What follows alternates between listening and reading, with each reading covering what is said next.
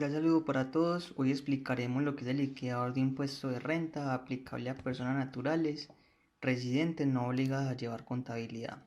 Después de haber adquirido el liquidador e ingresar la contraseña de acceso personalizada, procedemos a ingresar como tal lo que es el liquidador de impuesto de renta, ya versión 20.3, actualizada con el nuevo formulario expedido por la DIAN de acuerdo a la resolución 45. Para ello, vemos de que en la pantalla de inicio tenemos una serie de comentarios que es importante leer antes de comenzar, el cómo funciona, el cual resumimos en 4 pasos, en donde explicamos que la herramienta se digita información del dato del contribuyente en una sola hoja, en donde vamos a encontrar 7 secciones, que enseguida las explicaremos. Después diligencia la hoja de datos contribuyente, en la cual es la única donde vamos a ingresar información de nuestros clientes. El liquidador se encarga de llenar automáticamente todos los datos a lo que es la depuración de renta del año 2019, se encarga de trasladar los valores correspondientes al formulario 210, se encarga también automáticamente de llenar los informes y lo que sería la proyección por el año 2020. Para ello, empezamos con una breve explicación para aquellos clientes que nos adquirieron la herramienta por el año grabable 2018, el cual es un instructivo que también permite este año para trasladar los saldos automáticamente, en el cual podemos trasladar los datos y saldos del patrimonio y deudas y valores del formulario 210. Es decir, que aquellos clientes que nos adquirieron la herramienta el año anterior pueden trasladar automáticamente esta hoja dando clic acá en el triángulo, copiamos toda la hoja de datos contribuyente y la vamos a trasladar de acuerdo a estos pasos que explicamos a continuación a estas dos últimas hojas. Copiamos los datos del contribuyente desde la celda A1, le hacemos control V, pegamos esta hoja, vamos al formulario por el año grabable 2018, también seleccionamos toda la hoja y la copiamos en la nueva versión en la hoja de formulario 2018, control V. Ya con estas dos hojas pegadas en estas dos últimas hojas, podemos trasladar automáticamente los saldos dando clic acá en este botón. El sistema carga todos aquellos valores y cargamos también los valores del formulario 210, el cual ya acá en la hoja de datos contribuyente encontraremos las 7 secciones y podemos ver de que ya se nos trasladaron algunos valores. Por ejemplo, ya vemos que se nos trasladó, de acuerdo al año anterior, el nombre, apellido, cédula. El año es importante señalar por qué año somos declarantes del cliente, si es primer año, segundo año, tercer año, para el tema del anticipo, qué código de actividad tenemos, contraseña de la área y firma electrónica, y como podemos observar se nos trasladaron automáticamente estos valores de la declaración del año 2018. Esto solamente aplica para aquellos clientes que nos adquirieron la herramienta el año anterior. Asimismo, se nos debió trasladar los saldos del patrimonio, todos aquellos saldos del año anterior, y aquí me detengo un poco para aquellas personas que no han adquirido nuestra herramienta y les explico acá la filosofía. Como pueden observar, en la sección de patrimonio tenemos 15 subsecciones y en esta 2.2 les explico la filosofía de nuestro liquidador.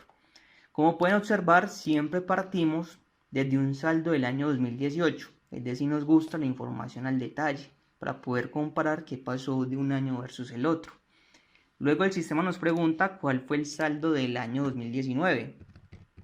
Acá podemos digitar, por ejemplo, de acuerdo al certificado tributario que nos entregó, por ejemplo, Bancolombia, que nos trae un certificado expedido por una entidad financiera, un saldo en cuenta de ahorros, ya sea un CDT o una fiducia, nos trae cuánto fueron aquellos rendimientos financieros, qué 4 por mil nos practicaron y qué RT fuente nos fue practicada de acuerdo al certificado.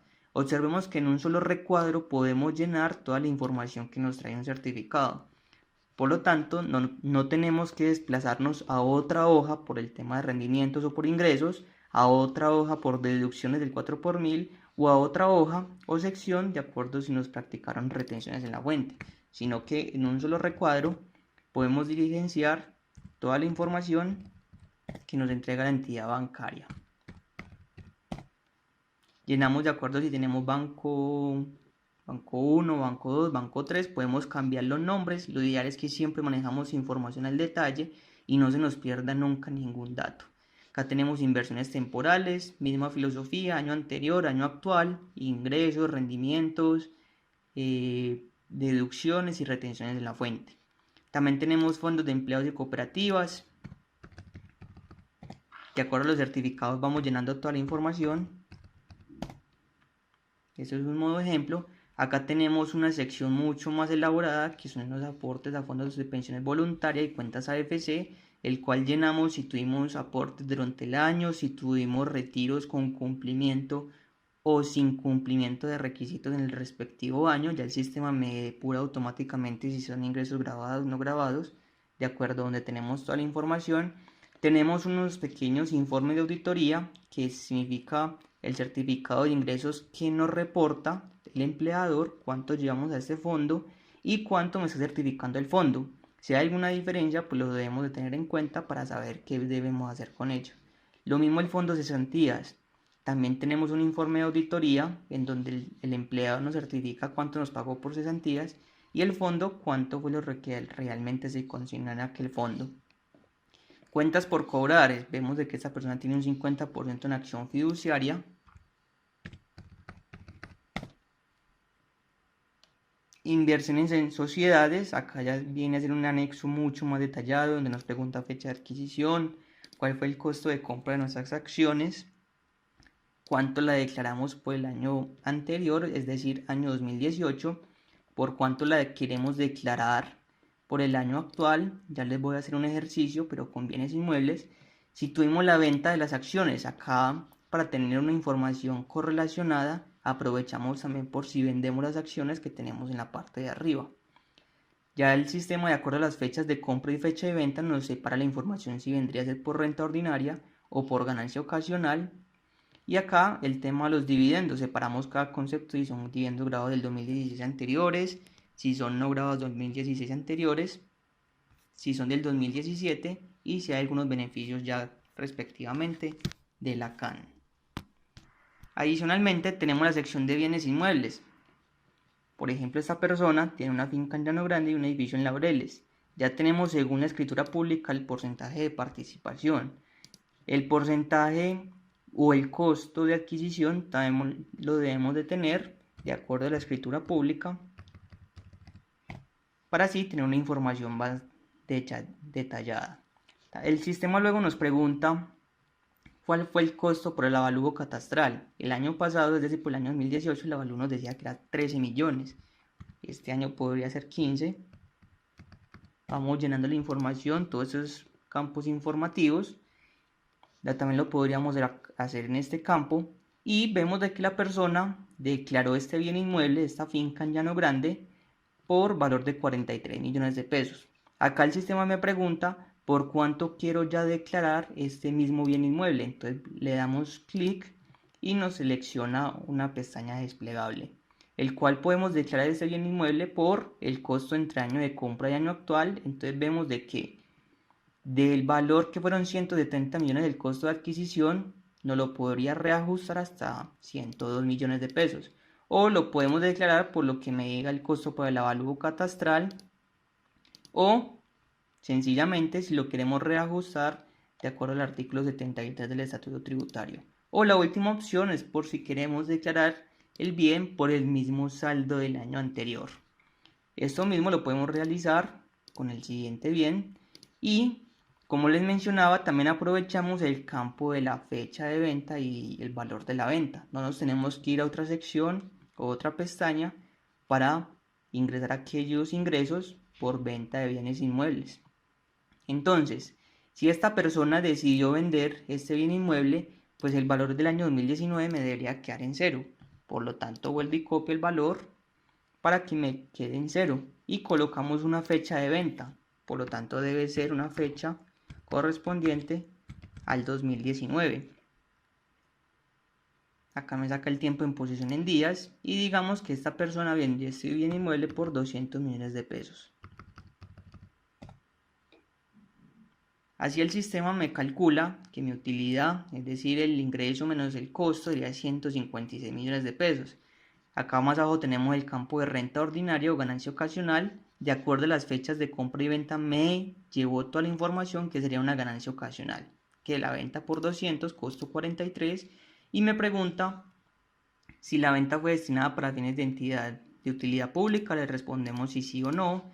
O si aquella utilidad fue depositada en una cuenta de FC o para pagar un crédito hipotecario para que me lo tome como renta exenta, como ganancia ocasional.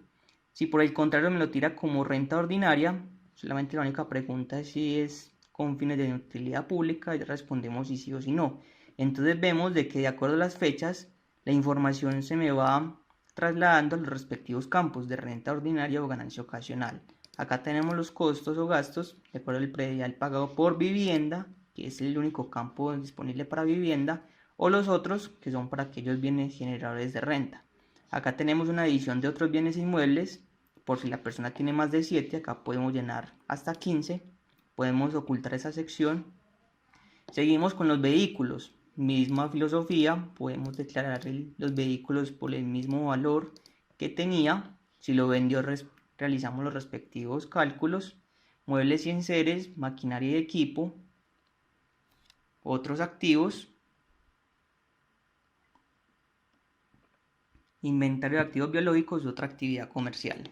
Empezamos con la tercera sección, que son las deudas o pasivos, misma filosofía, año anterior, año actual, qué intereses pagamos, intereses de vivienda, me los tomaría como deducibles.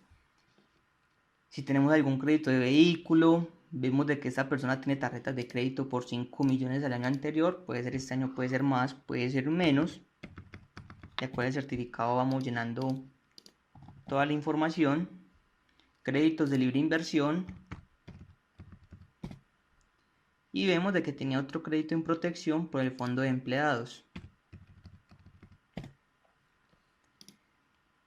Ahora empezamos con lo que es la sección de ingresos tributarios, rentas cedulares. Empezamos con lo que son rentas de trabajo. El sistema me pregunta que digite el ingreso mensual promedio de los últimos 6 meses, digámosle que podrían ser 10 millones. Y de acuerdo al certificado que nos expide el empleador, ingresamos los ingresos por salarios, que podríamos ser 80. Si tuvimos prestaciones sociales, puede ser 20 millones. Y acá encontramos entonces todos los conceptos que se podrían llevar como rentas de trabajo. Encontramos algunos ingresos que no hacen parte de los límites del 40%. Si nos pagaron cesantías en el año, de acuerdo al año 2017 y siguientes. Y si nos pagaron cesantías por el empleador de acuerdo del 2016 anteriores, que tampoco aplica dentro de los límites del 40% o 5.040 VTs. Ya luego nos pregunta el sistema de acuerdo a los ingresos no constitutivos de renta, costos para los independientes, deducciones y exenciones laborales. Vamos llenando toda la información de acuerdo a los certificados que nos expiden los empleadores. Si tenemos una cotización voluntaria, si tenemos unas exentas por aportes voluntarios a cuentas AFC, puede ser acá 40 millones. Esto es lo que les decía, que más arriba debe concordar con lo que me expide el fondo de pensiones o las cuentas AFC, de que estos mismos 40 millones sí hayan sido consignados en el fondo. Si no, debemos hacer una conciliación de qué es lo que pasó y poder así llegar a un resultado definitivo. Una retención en la fuente. Si tenemos pensiones de jubilación, encontramos los mismos conceptos: rentas de capital, todos aquellos ingresos, ingresos no constitutivos, costos, rentas exentas, deducciones y retefuente. También encontramos la sección de rentas no laborales, compensación por pérdida del año grabable 2016 y anteriores, otras rentas gravables que son los activos omitidos y renta por comparación patrimonial, rentas gravables generadas por activos exceptuados, compensación de excesos de renta presuntiva y algunos intereses por préstamos a la sociedad.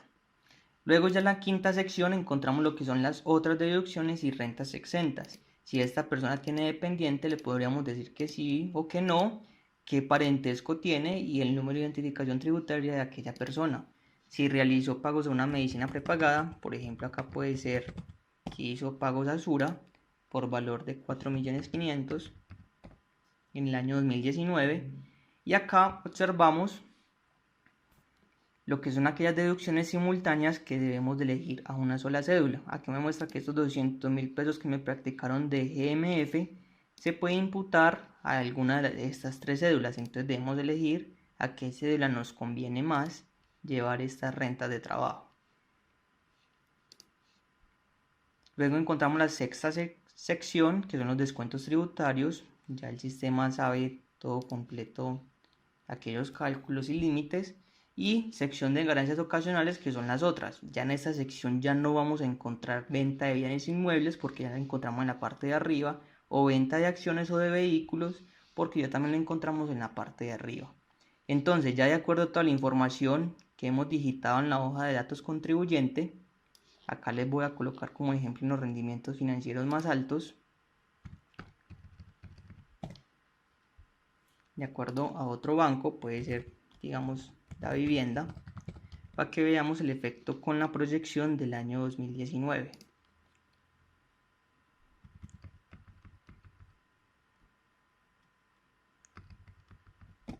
Esos son valores hipotéticos para que veamos el efecto. Ahora, en la hoja de depuración, como les dije, se nos va a trasladar todos aquellos valores que digitamos en la hoja de datos contribuyente. Acá podemos ver todos los conceptos que se podrían ir por rentas de trabajo, de capital no laborales, pensiones y dividendos, pero como ven se vuelven un poco extenso. Por lo tanto, en la parte de arriba, en la primera fila, podemos resumir todos estos valores para que solamente me traiga los valores en aquellos yo digité ingresos o valores. Entonces, vemos de que todos los valores en cero se me ocultaron y solamente me trajo los valores en donde yo digité información. Entonces ya podemos ver una información mucho más resumida y podemos observar toda la depuración para llegar a la renta líquida cedular. Encontramos entonces la sección de rentas exentas y deducciones imputables. Podemos ver entonces ya cómo se determina las imputables ilimitadas y ya una proporcionalidad y una distribución de las rentas exentas y deducciones limitadas de acuerdo a cómo lo trata el MUISCA en el formulario 210.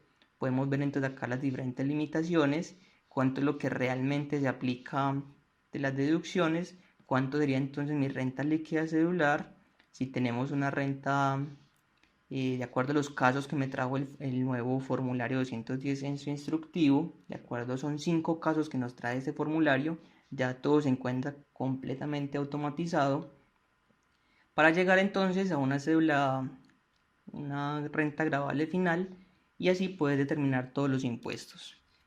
Así es como ya podemos ver entonces lo que es el formulario 210 ya definitivo, pero antes de eso debemos analizar lo que es toda la información de acuerdo a esta hoja de informes. Son 12 informes exportables a PDF en total, acá se encuentran 9. También la hoja de depuración se puede exportar a PDF, el borrador también se puede exportar a PDF y lo mismo la proyección de renta. Procedemos entonces a analizar la información de la composición del patrimonio fiscal. Vemos cómo varió su patrimonio bruto de un año versus el otro. Acá tenemos unas cifras de control. ¿Cuánto nos da el patrimonio bruto detallado de acuerdo a todos los conceptos que vimos anteriormente, todos aquellos saldos? Y cuánto hemos digitado como tal en el formulario por el año gravable 2018. Estos dos valores deben ser iguales. ¿Por qué? Porque el patrimonio detallado del año 2018 pues debe ser igual al patrimonio que yo registré en la declaración de renta 2018. Si hay alguna diferencia debemos de revisar y ver qué es lo que está sucediendo. Lo mismo con las deudas. Analizamos uno a uno qué pasó con cada una de ellas y si hay alguna diferencia entre las deudas detalladas y lo que registramos como deudas en la declaración, analizamos por qué se me generó aquella diferencia. Acá un análisis comparativo de modo en gráfica. Y ya el segundo informe vendría a ser la renta comparativa y su variación porcentual. Acá analizamos también un año versus el otro de acuerdo a cada una de las rentas de trabajo, ingresos no constitutivos, rentas exentas y deducciones por cada una de las rentas. Es un informe que nos ayuda mucho a saber cómo creció nuestro contribuyente de un año versus el otro, también comparativo gráficamente. Un informe 3 que vendría a ser la liquidación privada comparativa y su variación. el año 2018 versus el 19. Estos son los últimos renglones de la declaración de renta del formulario 210, cómo le fue el impuesto neto de renta un año versus el otro, en temas del anticipo, retenciones, sanciones, y así esto es un informe que nos ayuda mucho a ser más contundentes al análisis de la información, porque nuestro contribuyente pagó más impuesto, porque le aumentó el saldo a favor o porque se le aumentó el anticipo, y nos ayuda a darle una explicación mucho mejor a nuestro contribuyente. Cuarto informe, renta líquida por comparación patrimonial. Ya el sistema es completamente automático. Vemos de que nos muestra ya un chulito, el cual todo nuestro patrimonio está justificado de acuerdo a nuestros ingresos. Si aparece un signo de advertencia, debemos de mirar porque no estamos justificando todo nuestro patrimonio y daría lugar a una renta por comparación patrimonial. Un informe 5, que es la renta presuntiva también por el año 2019. Acá tenemos la proporcionalidad de aquellas rentas exentas y deducciones que se pueden imputar a la renta presuntiva y poder ser comparada. Acá vemos que no nos genera renta presuntiva porque ya vendría a ser del 1.5%. Un informe 6, que la determinación del descuento aplicable por donaciones. De acuerdo a las donaciones que hemos digitado en la hoja de datos contribuyente, el sistema me calcula cuánto nos podríamos tomar como donación. Séptimo informe, determinación del anticipo. De acuerdo a lo que dijimos en la hoja de datos contribuyentes, si es primer año me calcularía cuánto sería el anticipo. Si digitamos segundo año, acá sería el valor. Y en este caso sería un contribuyente declarante por tercer año y siguientes, nos daría un anticipo, en este caso, de 3.425.000. El sistema me toma la opción más favorable. Entre la primera opción, 6.946.000 y 3.425.000. Un informe de 8, que vendría a ser la retención en la fuente detallada, de todos aquellos conceptos que me pudieron haber practicado retefuente, y unos valores que no harían parte de la declaración de renta. Adicionalmente, como les mencioné anterior, desde el principio, podemos proyectar con los datos del 2019, el sistema me va a poder proyectar el impuesto de renta por el año 2020. Ya estoy de acuerdo a la ley 2010 del 2019 y el sistema me permite también digitar 3 valores para poder que podamos proyectar correctamente nuestro impuesto, el cual digitamos un crecimiento porcentual proyectado, pues es decir, cuánto creció, por ejemplo, mi renta líquida celular, que si ya sea un 5%, un 4%, un 3%, ustedes lo pueden digitar. Un componente inflacionario también proyectado, ya de acuerdo a la ley 2010 ya revive lo que es el componente inflacionario. Y para aquellos independientes, si desean restar costos y gastos o van a restar renta exenta, de acuerdo a lo que nos dice el artículo 336, numeral 4, inciso 2. Podemos ver también toda la depuración como tal, lo podemos resumir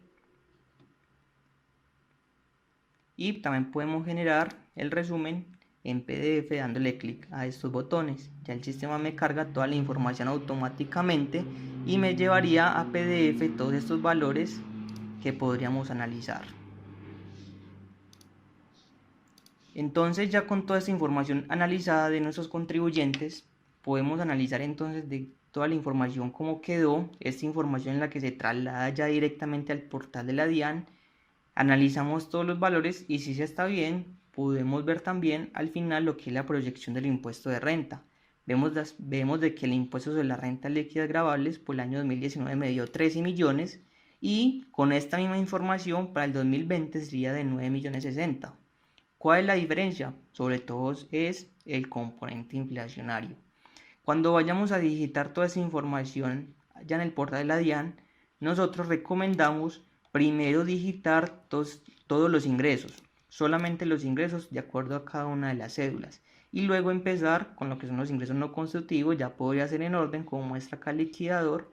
Y también ya luego las rentas exentas y deducciones de cada una de las rentas. ¿Para qué? Para que el sistema de la DIAN cargue bien cuáles son las deducciones imputables limitadas, ya que si empezamos en este orden, el sistema Muisca no actualiza estos valores y nos haría un cálculo incorrecto de aquellas deducciones y rentas exentas que nos podríamos imputar. Por último, adjuntamos también 5 hojas de trabajo, el cual ustedes podrían realizar cálculos adicionales por si necesitan elaborar cualquier otro anexo. Pero como vemos, ya todo se encuentra dentro de la hoja de datos contribuyente, por lo que no habría necesidad de calcular otro anexo adicional. Muchas gracias.